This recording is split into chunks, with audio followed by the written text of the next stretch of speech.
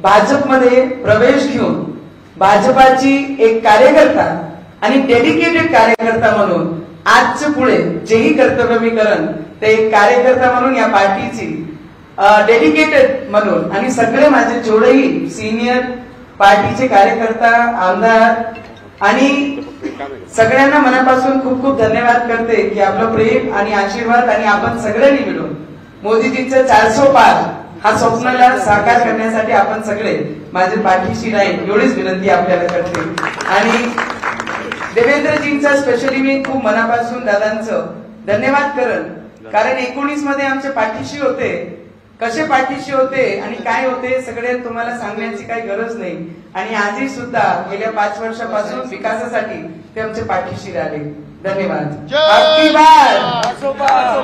आपकी बार अमरावती करे बाबा, थोडा आवाज तो दिसला पाहिजे।